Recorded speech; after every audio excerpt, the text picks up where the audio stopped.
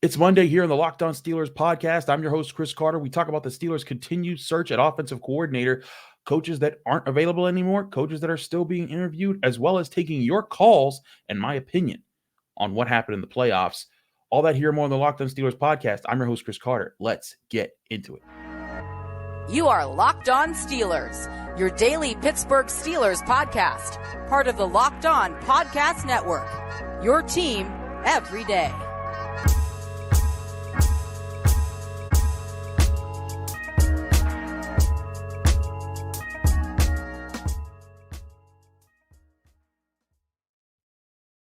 Hello and welcome to the Locked On Steelers podcast. I'm your host, Chris Carter, bringing you your daily dose of all things in the Pittsburgh Steelers. As always, you can find the show on your favorite podcasting apps and on YouTube. Like this video if you enjoy it. Subscribe to this YouTube channel to get all of your daily Monday through Friday episodes, as well as our bonus content. We thank you for making us your first listen every day because we're your team every day. And today's episode is brought to you by Prize Picks. Prize Picks is daily fantasy made easy. The easiest and most exciting way to play daily fantasy sports. Go to prizepicks.com/LockedOnNFL. Use code all lowercase LockedOnNFL for a first deposit match up to $100. We will get to the playoff games in a bit because I have a lot of thoughts on what happened in the AFC Championship and the NFC Championship. But let's talk about the Steelers updates here with the offensive coordinator search. Lots of things to go over that happened. Two things, major things that happened. One, Zac Robinson is now out of the picture. He is going to be the Falcons offensive coordinator. He's been hired away to them. So you could take him out of the mix for the Steelers job there. And Arthur Smith, the Falcons just recently fired head coach, has been interviewed by the Steelers. And that's official. That's not in a report, but what's coming down the line. That's an announced thing. It's happened. So a few things. Let's break a few things down here. For one, Robinson being out kind of now looks like he was never coming to the Steelers, because he was probably going to be following Raheem Morris to whatever job he got. Raheem Morris was the Rams defensive coordinator, had worked with Robinson for years, and I bet that Raheem Morris, wherever he was going, he's like, hey, I'm taking that guy with me. And there was probably an agreement well before Robinson, well before Morris got hired to the Falcons, that was probably going to happen. But Robinson probably wanted to make his rounds, see who he could impress, what teams could he meet with, learn from the interview experience and go from there, because someday he'll probably get other chances. And this was also an opportunity for the Steelers to take advantage and say, hey, what kind of guy is Robinson? What kind of stuff can we learn from him? Maybe we can see about his person, and maybe he'll be a person that we want to talk to down the line.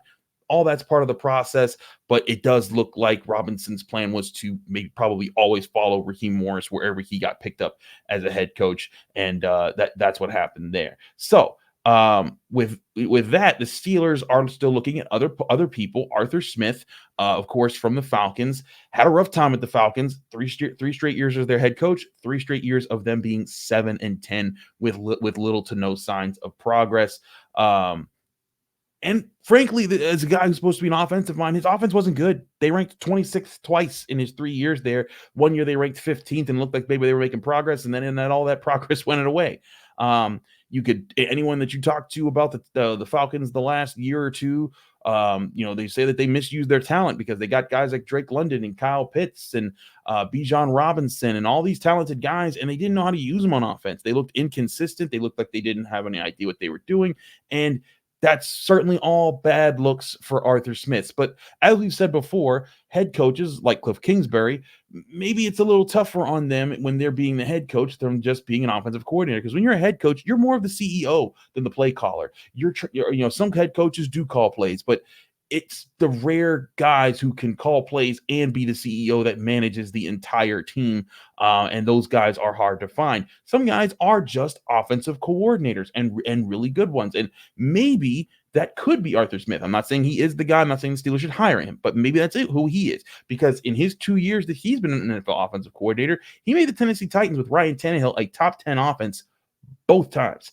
And that deserves credit for that. That 1 year they were even a top 5 scoring offense. I mean, that's credible. That's okay. He did some things there.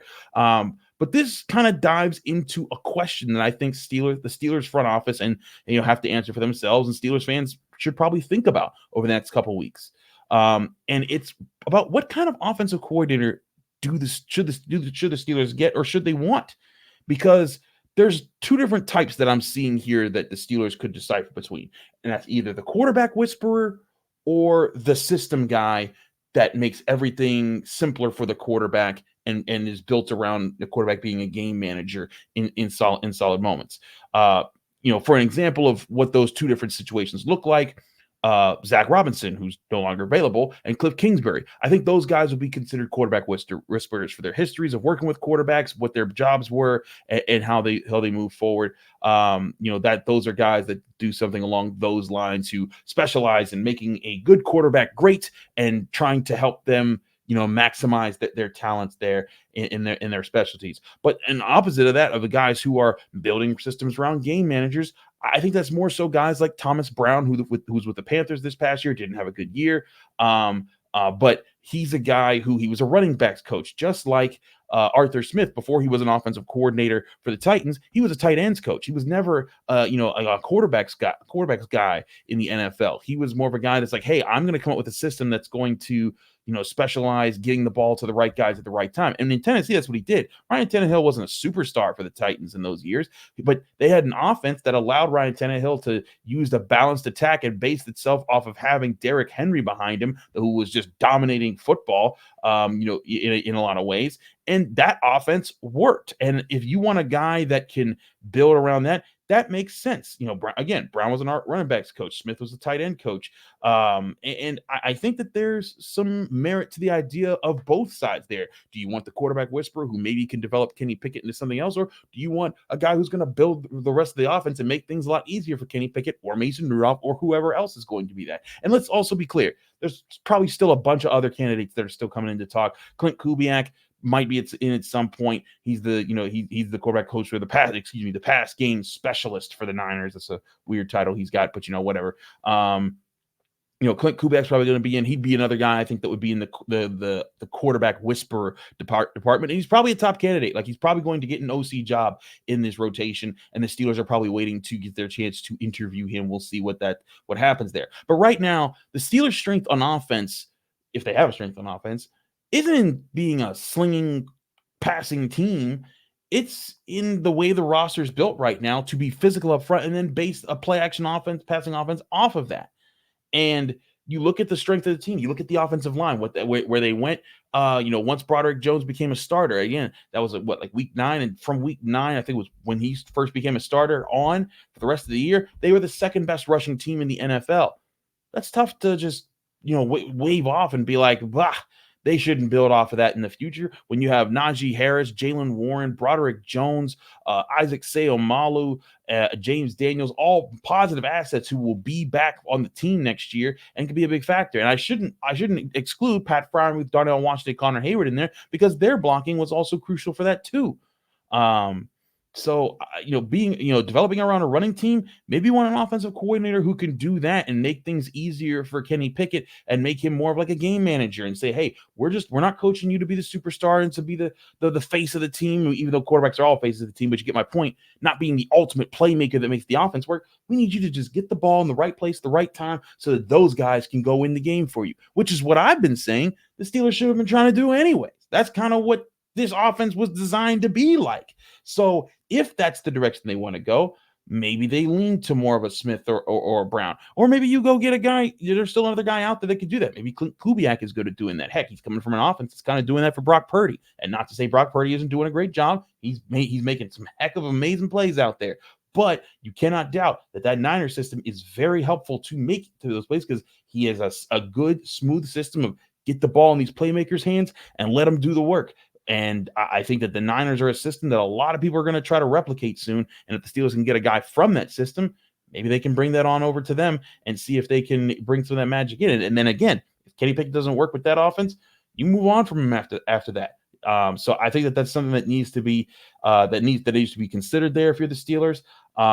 And I think it's going to be a question of, do you want to bet on getting an OC that does that makes the system smoother than just a guy who's a quarterback whisperer or known for being a quarterback whisperer or doesn't have as much experience calling the plays? Because Klint Kubiak, again, was an offensive coordinator for a year. That's the question the Steelers have to answer. Do they want the quarterback whisperer, or do they want the experienced OC who knows how systems work and wants to build a system for a quarterback that's not about the quarterback, but is about the talent that the Steelers have in their offense that so far has proven itself to be strong in the NFL? That's a question we'll keep an eye on. I think it'll be very interesting to see who else the Steelers bring in for interviews for that OC process, as time moves on. But we'll get more into that after this first break here, because we're bringing back the hotline.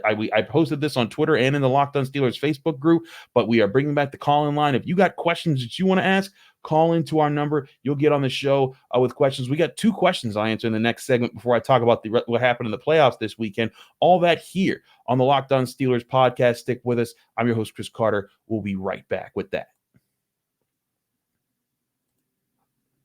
But first, I want to remind you this show is brought to you by Prize Picks. Prize Picks is the largest daily fantasy sports platform in North America. They're the easiest and most exciting ways to play daily fantasy sports because it's just you against the numbers. You're not battling against thousands of other players or pros or sharks or trying to assemble the perfect lineup. You're trying to say, hey, I think I got 2 to 6 players that I feel pretty good about how they're going to play this weekend. And I'm going to look at their stat projections given to you by Prize Picks and just say, hey, they'll get more or less than that number. It's that easy. And Prize Picks is the fun new daily fantasy game that everyone's starting to play. They also have special leagues where you can combine stats and predictions between players in different sports. Like, for example, in the Super Bowl, if you think Patrick Mahomes is going to throw for more than two touchdowns combined with maybe, say, Steph Curry hitting more than eight three-pointers in a game, you could look at that and say, all right, well, they're going to combine for 10 plus between those in a single game. That's what the special league offers you, and it only is available. That's something like Prize Picks. Prize Picks also offers a reboot policy where if a player in an NFL game gets injured in the first half and doesn't return in the second, that player is rebooted. That makes Prize Picks the only daily fantasy sports platform with injury insurance. Download Prize Picks as an app today on your phone, or go to prizepicks.com to sign up and play daily fantasy sports. You can go to prizepicks.com/LockedOnNFL, and when you get there, use code LockedOnNFL for your first deposit match up to $100. Go to prizepicks.com/LockedOnNFL. Use code LockedOnNFL for your first deposit match up to $100.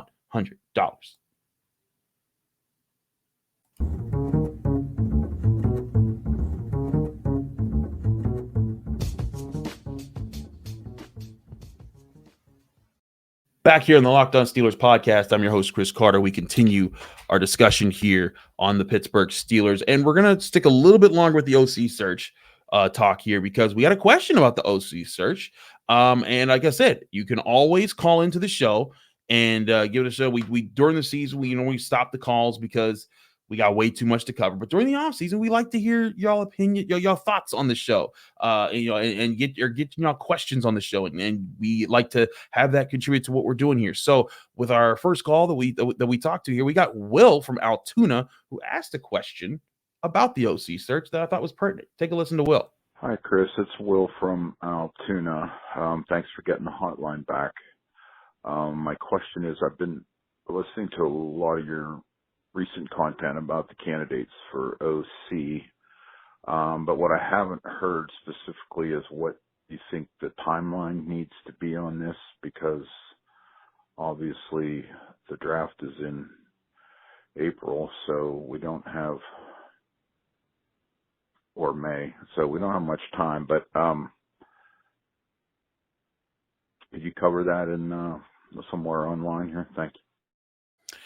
Thank you, Will, for your question. Remember, you can call 412-223-6644. Leave a message with your name, where you're from, and keep your question under a minute, and we'll get you on the show. Might not be right away when you call, but we will do our best to try to get you on the show. Also, keep it under a minute. My man, Nate Glass, we love you, man, but you get 3-minute messages, they gonna get on the show. It's way too long to cut up. You got to keep it under a minute. We'll get you on. But anyways, let's talk about let's talk about Will's question here. And it's a good question about the timeline. I think the Steelers right now, they're casting what everyone's called a wide net. They're exploring all their options. I think they want to be very thorough in their search. So sometimes that involves bringing in multiple guys for interviews, some guys that have to work on other schedules. Like, for example, Klint Kubiak is a guy right now who is he is a hot commodity, and everyone's going to want to talk to, and everyone's going to want to see, a person like that. That's all well and good. And I think that the thing is that when he's a hot, OC candidate, and his team is preparing for an NFC Championship game, which we'll get into the next segment. Sometimes the schedule might be tougher. I'm not an expert on how OC, searches go as far as like, how candidates get scheduled in their interviews for teams and such. But I think the Steelers, they'll get it done within a reasonable amount of time. And I have to think that the deadline might be like before the combine in early March. So like, I still give the Steelers maybe another couple weeks here before we start to see the process finalized. From what I understand, they have a few more people that they want to interview. It might even be before 2 weeks. I think maybe next week is potentially an option.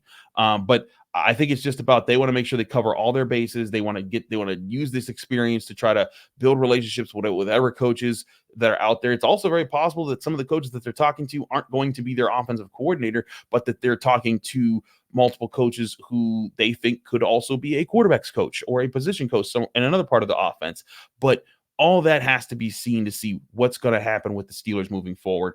But to answer your question, Will, I think that the bare minimum deadline is before early March when the combine happens.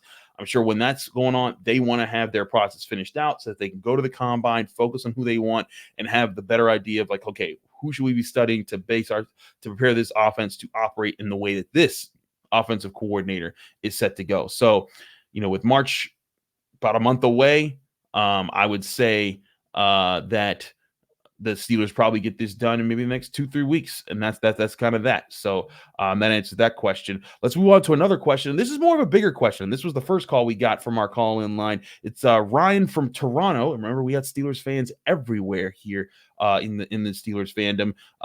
But in Toronto, Canada, Ryan wanted to ask about the Steelers getting back to being real contenders. Here's Ryan's question that I think is pertinent to the overall offseason process right now. Hey, it's Ryan here from Toronto, Canada. I'm just curious. Like, I look at our squad, and we're better than most teams in most positions. Like, we got a great receiving core, great tight end. Our O-line really put it together. Trouble at quarterback and corners, but other than that, like, we match up really well against these other teams. And like, after watching the games, I just don't know what we can do from here on out. Like, I don't know how to get better. I don't know what we can do to improve on. Like, it seems like we have a Super Bowl team here, but we just can't get past the hump. Thank you, Ryan, for your question. Appreciate everyone who calls in. Again, 412-223-6644 to get on the Locked On Steelers call-in line to get your question on the show. Remember to give us your name, where you're from, and keep your question under a minute. But to get to Ryan's question here, one, you said something I thought was very interesting. The Steelers having a Super Bowl roster. I don't think they have a Super Bowl roster right now. I said this before the season. I said there were a lot of people who were starting to feel like, man, this could be the year. This could be the year. And I'm like, guys, I think this is still a setup year. I think that this was a year they could make the playoffs and show like, hey, they're taking some steps in the right direction. But there will have to be a lot of things that progressed very quickly for the Steelers to be actual Super Bowl contenders this season. And I think that the same is going to be for next season, but maybe with a little bit higher expectations if they can get just a little bit better of quarterback play with a better offensive coordinator.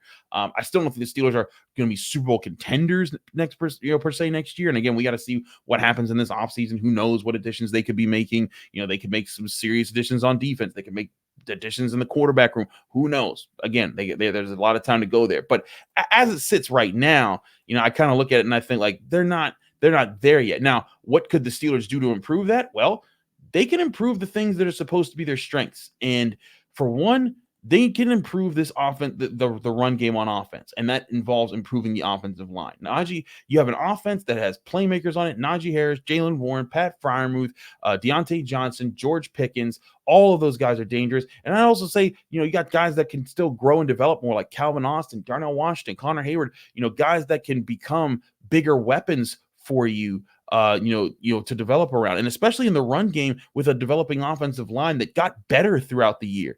Those are all assets that you can build around, but you need a better quarterback to work with them. And you also need an offensive line that's dominant. And I think that's a key thing there, is their strengths have to be full strengths. Make your strengths stronger if you're the Steelers. Get a center who can consistently dominate the line of scrimmage and doesn't mess up snaps half the time. Get a left tackle or a right tackle to wherever you want to put Broderick Jones. Get him the opposite of that and get another guy who could dominate out there. And then all of a sudden, you'll have probably one of the best offensive lines in football. And with Najee Harris and Jaylen Warren as your 1-2 punch, that makes everything so much easier on everybody else. And that, I think, is one thing that you can do right away. On defense, their defensive line, it wasn't dominant this year. They were good at times, but not dominant. And the Steelers were, the way this team was built, at least roster-wise and money-wise, that defensive line is supposed to be dominant. Cam Hayward got hurt at the beginning of this year. You got to hope that he comes back, isn't hurt next year, and can be more of a disruptor like he was the previous 2 years before this year when he got 10 sacks in both those seasons. But also Larry Ogunjobi, who is a $13.2 million cap hit next year and needs to be a lot better than he was this year to be worth the $13.2 million. So there's a few things they could do. They can strengthen the defensive line. They can get a quarterback situation that works for them and keeps the offense moving more. They can get a better center, better offensive tackle to pair with Broderick Jones.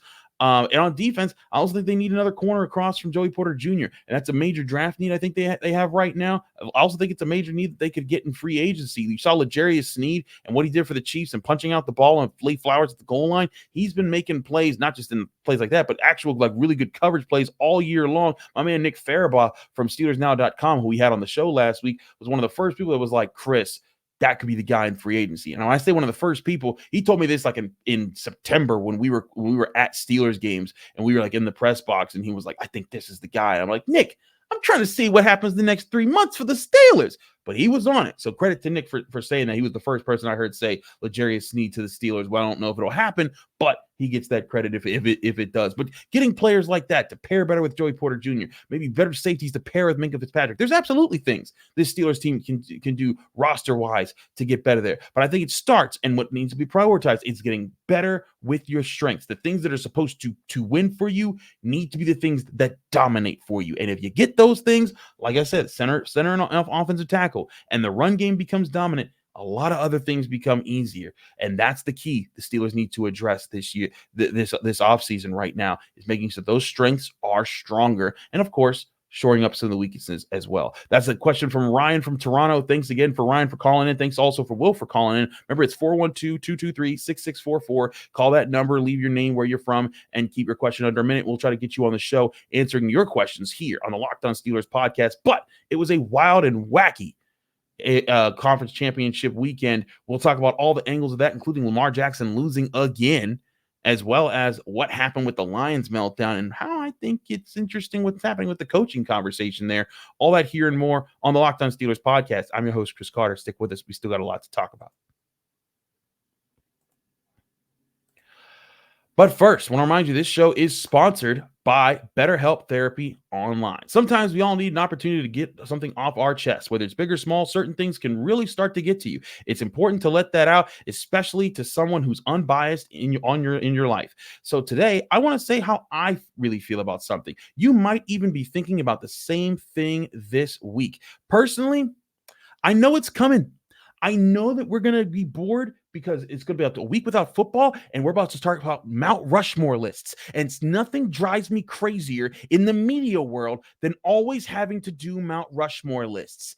It's fun in like June or July, but when it's just baseball, and in Pittsburgh, baseball is a rough time for us, and that's why I get it when it's then. But doggone it, it is January. We don't need Mount Rushmore lists. Don't do it, or I'm going to need to talk to my therapist some more. But the best place to find those therapists are on BetterHelp Therapy Online. So go on BetterHelp right now, because they'll help you know the better ways to deal with your problems. Therapy can be different for everyone, and most of us have bigger problems than just whether it's what's going on with your favorite sports team. Get your things off your chest with a good therapist by giving BetterHelp a try. It's entirely online, designed to be flexible and suited to your schedule. Visit BetterHelp.com/lockedon to get 10% off your first month. That's BetterHelp, HELP.com/lockedon.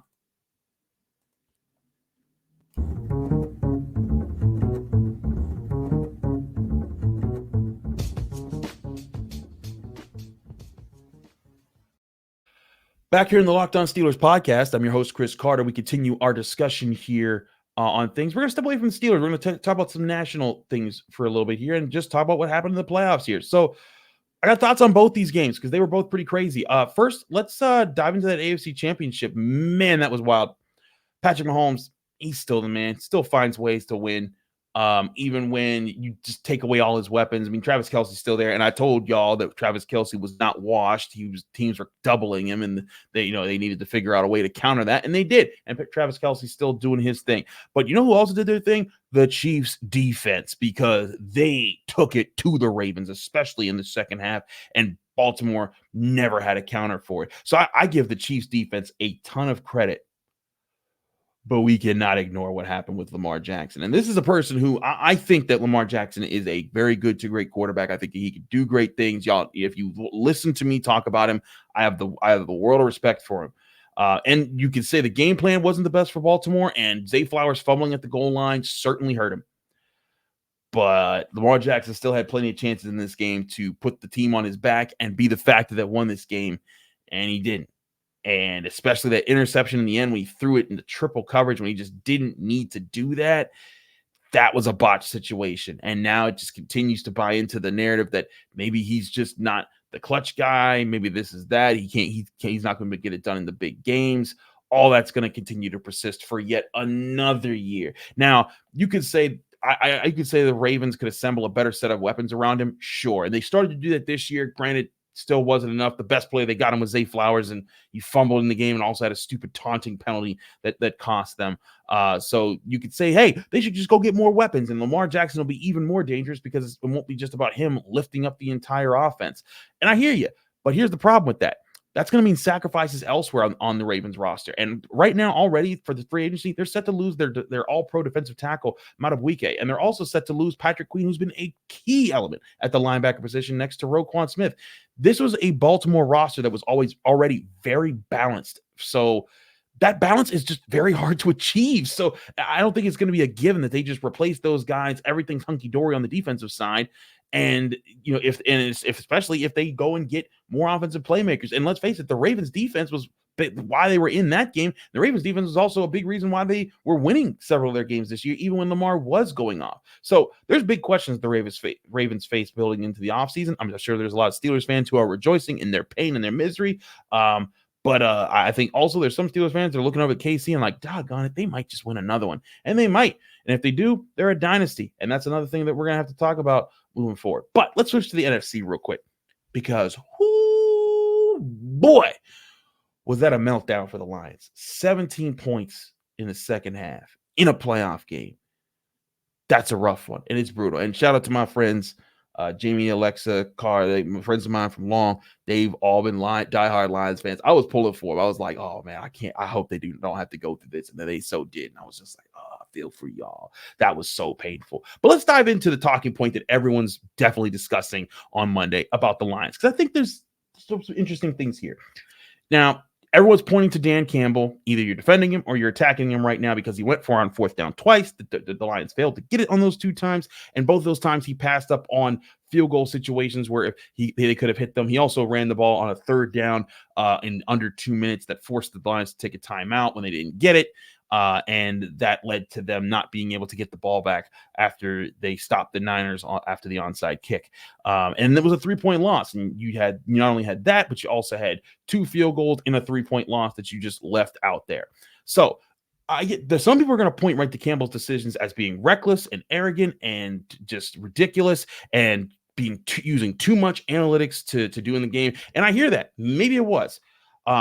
But you also have to acknowledge that's who the Lions have been, right? That's what got them there in the first place. And I totally respect that. Like that's been their identity. It's gotten them through so many tough times. So I see both sides to this debate. That you could put more of the fault of the game on the players because there were plenty of mistakes for the players. Reynolds dropped a big pass on fourth downs. Williams dropped a touchdown that was put right in his hands from Jerrod Goff, a beautiful throw from him. Gibbs's fumble. All those are on the players and their mistakes. But you could also say that, if Campbell just kicks those field goals, maybe they win the game in the end. Maybe they're in a better situation to win the game in the end. But again, I think it's about Lions. Their identity was about being aggressive, so I get that. If it was me, just the way I think about big games, you take points. And maybe that's because I come from old school football thought as far as like in those situations. I get it during certain regular season games.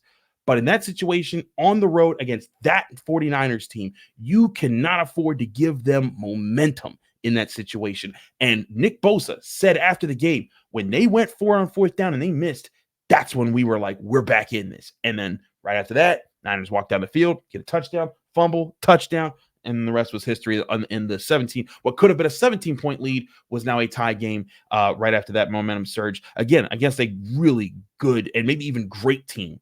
I know I'd say they are great. The Niners are a great team. They're an awesome team. They are so built well up and down. This is going to be an exciting Super Bowl between them and the Chiefs with the way that they're built. But again, so the Lions, they made it there. They deserve the credit for that. But if it was me, I wouldn't have done that if I was Dan Campbell. But at the same time, I get it. I'm not Dan Campbell, and there are countless decisions that have to happen for a head coach to even get to the point to make those decisions. So what I'm not going to do is put all this game on the call for Campbell and call him an idiot for betting on his team. Because that's at the end of the day, what he did was he bet on his team. He lost the bet, he lost the gamble. But that's part of what coaching is betting, and sometimes you hit and sometimes you don't hit. And I think that there's a space that we need to get to as a point for media and fans when we're talking about coaches, where sometimes there is too big of a fuss made about coaching decisions in a moment. And there's sometimes where there's something that's egregiously bad, like when the Cowboys tried to go for it on 4th down at the end of a game and they lined up with like just the center and Dak Prescott and like they just got sacked in a second. I'm like, okay, that's dumb. That's stupid. I get that. Those are not a chances. But as a coach, you have to bet on somebody. Sometimes you bet on your defense. Sometimes you bet on your offense. So I get Campbell betting on his offense. That's what was winning for the Lions a lot this year. And granted, he could have bet on his kicker and bet on his offense to win later. Still, he bet on it. And if I'm a Lions fan, I think I'm okay with this. I'm disappointed. I'm hurt. But I'm also saying, you know what? My boys went out on their shield, and they went out on their shield on their own terms, and they can learn from this and move forward. And that's a Lions team that can learn from it and move forward. So it's not a fireable offense or a badge of shame offense for Dan Campbell. I think, again, I think that in my thinking ways, I would have wanted that to be handled a little bit differently. But I think it's good and healthy that several Steelers fans out there and Steelers media people have acknowledged, like, hey, I can see it that way. It's not on, Dan Campbell's aggressive. We're going to, you live with that. This game was more about the players and their execution. And that's what a lot of people in the Steelers Twitterverse and everything are saying. This is on the players, not the coach. So that's a very reasonable take. However, if you're one of the people that agree with that take and say it's on the players, they needed to execute regardless of the play calls, you better be sure you're not one of the people that do that don't give the same grace to Mike Tomlin. Because there's plenty of times when Mike Tomlin makes an aggressive decision or just any decision, and the entire game, the fault of the game, if the Steelers lose, is put on that decision and him, and not on the players who make the big mistakes in the game. Prime example, game I covered. Steelers playing the Saints, 2018. And it's a big game late in the season. The Saints are a red-hot team. They are 13-2. They're unstoppable. The Steelers, Mike Tomlin called a fake punt play. And the Steelers got stopped just short of the line, all because Anthony Chickillo missed the key block at the wrong spot, but they had the right alignment. If he just simply doesn't even have to crush his guy, just wall him off for a second, they've got a first down. They might win that game. But they missed the fake punt. They ended up losing that game. And that was a game that if they won, they would have been in the playoffs. Mike Tomlin got killed in the city for that decision. He was roasted by fans, media, everybody in Pittsburgh. It was ugly. And I remember because that was Christmas Eve. So after Christmas Day, everyone was just heated about it. He didn't get the grace of people saying, well, you know what? Maybe that was on Juju Smith-Schuster fumbling in the fourth quarter and Stephen Ridley fumbling in the fourth quarter, and two very questionable defensive pass interference calls that gave the Saints 14 points in that game. He didn't get those kind of graces when that happened. Just like the way Campbell's getting that graces from some people. Not everybody. Some people still think Campbell's an idiot. Again, I don't think he's an idiot. I just think that that's not the bet that I would have gone with. But point being, there are some people out there that and you know who you are, who you're willing to give Dan Campbell those graces, but not Mike Tomlin. And again, that's just one example for Mike Tomlin, where people don't give him his graces for that. People wanted to blame the entire Bills loss on him in the playoffs. Meanwhile, his team turned the ball over 2 times. George Pickens fumbled a 9-yard reception that could have gotten a drive started early in the game that handed the Bills the ball and let them go up 14-0. Mason Rudolph threw an interception when he absolutely didn't need to in the red zone, where the Steelers could have had a big touchdown to answer. And that's 2 turnovers that handed the Bills 14 points the other way in a game the Steelers lost by 14 points. Tomlin deserves criticisms for different mistakes in those games, just like Dan Campbell deserves criticisms for these moments in his losses. When coaches come up short, they have a hand in it, just like the players do. But there's no need to destroy them for everything in the game and ignore what players do. So I agree, again, that not everything in the Lions' loss was on Dan Campbell. And I think there's some times where a gamble that like a Campbell or Tomlin or whoever makes in a game, sometimes the gambles, doesn't pay off. And sometimes if it's an egregious gamble, it's a very bad gamble, you can have that debate and say, you know what, that was egregious. And, that was wrong, and that just should have never been done. And some may feel that about Dan Campbell. That's debatable. Again, I think it would. I would side on the side that was not the right move to make at the time. But I also acknowledge, like, that's not the only thing that killed the Lions in this game. Point is, there are countless variables that head coaches have to bring into factor here, and simplifying it down to 1 or 2 decisions as why a team lost a game isn't the decision-making factor that front offices or owners should be making and don't make. The good front offices and owners don't make. They don't pin everything off of 1 or 2 decisions as to why a coach should be hired. They look at the whole process. How do you put your teams in a winnable situations? Do you get your locker room to believe in themselves and to believe in you? Right now, I have no doubts that team came off that field believing in Dan Campbell, which is why I think that they're still going to be a problem in the NFC, as they'll get a chance to reload, do some more things, and keep building off of this year, and we'll see where Dan Campbell goes. Just like that team, though, those players in that locker room still believes in Mike Tomlin. And I think that's the bottom line there, is you want a head coach that puts your team in winnable situations. Dan Campbell said, hey, we're going to go out there and we're going to win it with our guys, and we're going to give them a chances.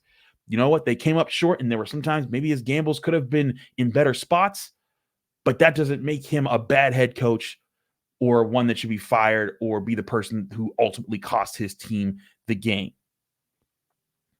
And I think that if people understand that more, we can have healthier and more holistic conversations about head coaches in all sports, because sometimes I think that coaches just get blamed for everything. It's just a natural knee-jerk reaction because people don't buy Dan Campbell. Well, some people buy Dan Campbell shirts. People don't buy their jerseys.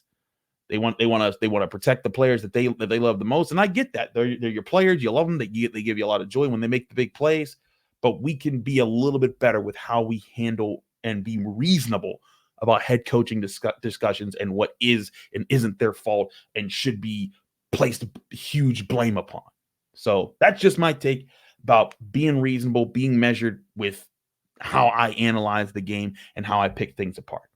That's all for today. We're back tomorrow, back here on the Locked On Steelers podcast, where we'll be resuming our grading process. We've been going over all the final grades for the different position groups throughout the team this year. We'll break some more of those down. And also, don't forget to use the call-in line, 412-223-6644. And you can call that number, leave your name, where you're from, and keep your question under a minute, and we'll get you on the show here on the Locked On Steelers podcast. I'm your host, Chris Carter. Follow me on Twitter and Instagram at Carter Critiques. Read my work at the Pittsburgh Post-Gazette, post-gazette.com. Find me here on the Locked On Steelers podcast every Monday through Friday on your favorite podcasting apps and YouTube. Like this video if you enjoyed. Subscribe to this channel to get all those daily episodes. Back tomorrow with more on your Pittsburgh Steelers right here on the Locked On Steelers podcast.